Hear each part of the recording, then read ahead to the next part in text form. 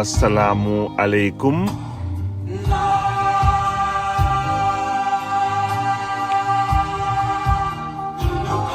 Mbokk yeeg xarit yi maa ngi leen di nuyu am mbégte bu rëy présenté leen seen éphéméride du 27 novembre yi am ci mbégte bu rëy parce que tey ñoo ngi célébrer ñetti figure doomu réew mi ñi nga xam ni seen nattu yëpp moo nekkoon évoluer ci jamono boo xam ni bi jàng ak jàngale lu amoon solo la ci sunu réew parce que képp ku juddu année yi nga xam ni aux alentours en tout cas génération wu ñoom Mamadou Dia ñoom Lamine Gueye ak ñoom Senghor noo def nga war a jàngi donc jàngi nekk na loo xam ni ñëpp ci la ñoon daw di ko defi ba ñu ci bëri sax jaar ci instituteur nekk finalement fonction boo xam ne bii nekkoon rampe de lancement de carrière professionnelle ci ñu bëri ci ñoom ba ci Mamadou Dia d'ailleurs tey Sénégal mi ngi sargal donc ñetti doomam mu nar a articuler sunu éphéméride tey ñu leen di rendre hommage ginnaaw biñ fi wàññeekoo ku mel ni Boubacar Obey Diop di toll ni ci juróom ñaar fukki at ak ñett wàññeeku fi en 95 Boubacar Obey Diop nekkoon journaliste et homme politique premier ministre de l'information bu Sénégal de radiodiffusion et de la presse indépendante ci sunu réew dinañ ñëwaat léegi ci li nga xam ni ñoo ngi ko koy mën a ndamoo bu ñu fa jógee 2012 Sénégal di rendre hommage kii di professeur Assane Seck moom lu toll ni ci daanaka juróom-ñeenti fukki at ak ñett donc le fi wàññeekoo nekkoon universitaire homme politique bi nga xam ni exercé na ay fonctions ministérielles ci sunu réew sans interruption de 1966 ba 1983 juddoo Casamance foofu ci Fogny boo déggee Fogny mooy département de Sédhiou tey donc nekkoon aussi parrain université de Ziguinchor jeexale aussi ci beneen kàngam bu mag nga xam ni def na fi aussi ay au niveau parcours professionnel mbir yu am solo ba liggéey bi nga xam ne liggéeyal na ko sunu gouvernement Sénégal mi ngi rendre tey hommage kii di Madieng Khary Dieng ginnaaw bi fi wàññeekoo en 2020 di ñaan ñoom ñëpp nag yàlla li ñuy liggéey ci Sénégal yéene woon ko sunu réew yal na leen ko borom bi fayee foofu mu nekk. Madieng Khary Dieng donc nekkoon fi administrateur civil ministre de l'intérieur 91-93 ministre des forces armées 93 ba 93 de 95 puis ambassadeur bu Sénégal Gambie de 96 à 98 2 ans plus tard parti socialiste ñàkk na nguur gi.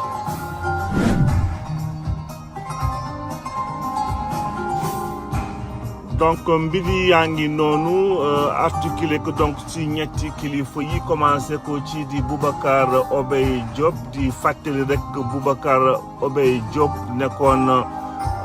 borom këru Mariama Babou si longue lettre actif di ko fàttali rek au passage Ibrahima kii Boubacar Obey Diop nekkoon na koo xam ni ki nag daan na ko borom bi mayoon na ko bu baax ci lépp luy éloquence ak mën a mbind loolu moo taxoon mu amoon facilité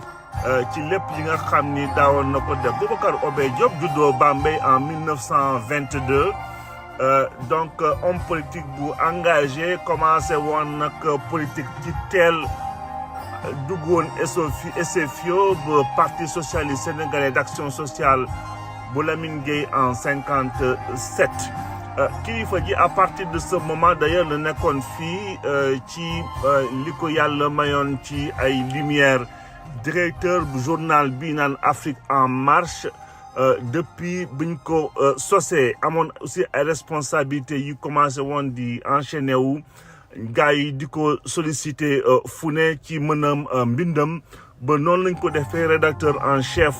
journal bi di l'AOF puis directeur mensuel de publication de l'Ouest africain Boubacar Obey Diop sur le plan politique aussi assuré woon na fi nekkoon na fi jël na fi en charge secrétaire d'État de l'enseignement technique et formation professionnelle bu Sénégal en 1959 puis ministre de l'information chargé de radiodiffusion et de la presse à partir de 3 mars 1960 après indépendance yi nag ci la nekk plutôt premier ministre du Sénégal de l'information à partir de 7 septembre 1960 donc tey donc jamono boobu bien entendu ak profilam écriture ak lépp li nga xam ni amoon na ko ci profil au niveau de sa formation taxoon mu nekkoon koo xam ne kii ku jege woon Mamadou Dia moo taxoon finalement ñu mujj woon ko balayer ak crise 1960 bi ñu mujj woon ko écarté à partir du 12 décembre 1962 parcours mu arrêté foofu après parcours de ministre am nag desoon na ci espace politico-médiatique bu Sénégal continuer aussi di partager expérience am ak gis-gisam ci sunu réew ak tout ce qui est passion pour l'écriture ak espace politico-médiatique ci sunu réew donc tey bëggoon nañ ko fi rendre hommage balaay dikkaat ci Assane Seck qui est aussi quand même ci presque ci même lignée boobu sauf que Assane Seck finalement agrégé la woon ci université ci géographie Assane Seck juddoo benn village foofu ci Sédhiou donc doon waxee donc Fogny donc département de Fogny jamono boobu en 1919 donc daanaka mook ñoom Boubacar Obey Diop ñoom maase donc nekkoon plusieurs fois ci gouvernement wu Léopold Sédar Senghor ba ci Abdou Diouf ancien tirailleur et militant socialiste bindoon fi nag ay ouvrage lu toll ni ci juróomi téere bàyyi na ko fii tuddee ko benn bi si ñoom Sénégal émergence d'une démocratie moderne en 1945 2005 kilifa ji bu ñuy ñëw ci ay jaar-jaaram Assane Seck fan yi la ñoo ngi doon wax ci participation ci PRAS taxawaay bi mu amoon foofu moom ak ñoom Mokhtar Mbow ak ñoom Abdoulaye Ly loolu lépp ci seen ay taxawaay yi nga xam ni par rapport ak sunu indépendance yi ñu defoon dans la fédération du Mali sans pour autant mu nekk une indépendance complète moom fekkoon na donc dans sa tendre jeunesse nekkoon koo xam ne ki doon bañ bu baax a baax kilifa ji bu ñu ñëw dans sa carrière professionnelle donc avant loolu lépp jàngee très tôt ci école primaire bu Blanchot bu Saint-Louis puis dugg concours école William Ponty bi nga xam ne transféré ko de Gorée à Sébikotane kilifa ji noonu la duggee def étude de lettres modernes et de géographie bu université Dakar soutenir fa thèse DSS en 1946 géographie consacré ko la géographie moyenne de la moyenne Casamance ñu admettre ko nag ci agrégation foofu ci lycée moderne de la Fosse 56 ba 58 ñu nommé ko assistant université de Dakar puis noonu la continuer toute sa formation universitaire au niveau engagement ak responsabilité politique parallèlement kilifa ji nekkoon na sous la présidence de Léopold donc Sédar Senghor Assane Seck ak Abdou Diouf exercer ay fonctions ministérielles depuis lu toll ci fukk ak juróom-ñetti at ci sunu réew parce que nekk na fi ministre de la culture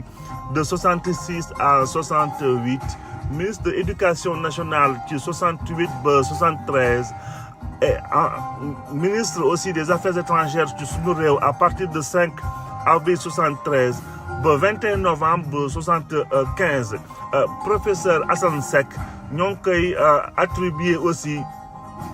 ministre de la culture de 78 à 81 enfin ministre de l'équipement 81 ba 83 daanaka lu toll ci 18 ans mi ngi koy exercer ay fonctions ministérielles ci sunu réew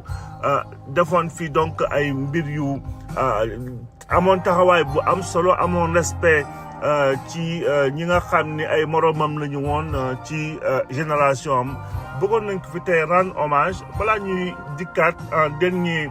point kii di Madieng Khary Dieng aussi ñu waroon ko fi rendre aussi hommage ginnaaw bi fi wàññeekoo le 27 novembre 2020. Madieng Khary Dieng donc juddoo Koki ci même génération boobu en 1932 Koki nekk ci région de Louga ñu amoon nag taxawaay bu am solo ci en tant que ministre de l'intérieur et des forces armées sous Abdou Diouf Madieng Khary Dieng bu ñu ñëwee ci ay formation am jaar na fi école normale de Sédhiou ba mu fa jógee nag moom sequl ak lenn ci ay promotionnaire am lu dul jël la tête de liste parce que dès 1951 la fi nekkoon major de promotion école normale bu Sédhiou foofu la entamé sa carrière d'ailleurs d'instituteur puis dugg FIS bu Paris diplômé en 1966 li ñu wax ci fonction internationale Madieng Khary Dieng aussi concomitamment nekk na fi auditeur Institut des hautes études de Paris diggante 64 ba 1966 mujjantali mu mujj dellu si waat encore ci sunu réew ci biir askanam ci la duggee école nationale d'administration bu Sénégal section administration générale génn fa aussi major de promotion de 1969 promotion tuddee ko Abdoul Aziz Wane kilifa ji am na fi ay responsabilités yu bëri déjà dès 90 lañ ko mujjee woon nommé directeur général de la sécurité nationale puis 8 avril 91 ba ñu nommé ko ministre de l'intérieur donc à partir de 91 kii di Habib Thiam nekkoon fi premier ministre décriroon ko en tant qu'un bon ministre de l'intérieur malheureusement aussi foofu la ko événement 93 yi fekk parce que le 9 mai 93 ci la assassinat maître Babacar Seye 15 mai élection ci la élection législative yi amoon 15 mai 93 ci la assassinat maître Babacar Seye mujj woon ko fa fekk donc par la suite mu dugaat ci second gouvernement bu Habib Thiam en 1993 8 juillet 93 foofu mu mujj woon donc en tant que ministre des forces armées permettroon que 8 juillet 93 aussi mu signé woon protocole de paix énième protocole de paix d'ailleurs entre Sénégal ak Augustin Diamokoune Senghor nekkoon secrétaire général bu MFDC dans le cadre d'un cessez-le-feu bi nga xam ne waroon na indi jàmm ci Casamance ba muy génn ci gouvernement bi nag la mujj woon dem nekk ambassadeur Sénégal foofu ci Gambie donc Madieng Khary Dieng ñëpp ñu ngi fàttaliku taxawaayam ci sunu réew koo xam ne amoon caractère am wante amoon na toute sa classe de sa génération ci jamono boobu amuñu woon benn complexe ministre yi nga xam ni nekkoon nañu ay nit ñu am seen taxawaay am bu baax recul par rapport ak effervescence quotidienne donc respect bi ñu amoon ci ministre boobu ba léegi d'ailleurs Sénégal mi ngi ci xawoon na de temps en temps tumuraanke tuuti surtout jamono yi depuis 2000 ba tey am na toujours ñoo xam ni ñooy continuer di am taxawaay yu am solo wante Sénégal xawoon na tumaranke quand même quelque part muy député wala ay ministre mbaa yeneen ni kilifa yi nga xam ni seen taxawaay xawoon na tuuti desandi ci lu am maanaa ci sunu réew. Donc ñoo ngi toujours am un peu de nostalgie par rapport à cette période là. Donc naat fi jeexale sunu éphéméride yi ci ñetti doomu Sénégal yi hommage bi nga xam ni amoon nañ ci plaisir di leen ko fi rendre tey donc di leen ñaanal ba suñu jàmm ba ëllëg dikkaat fii yeggale waxtaan bi bonne journée à tous.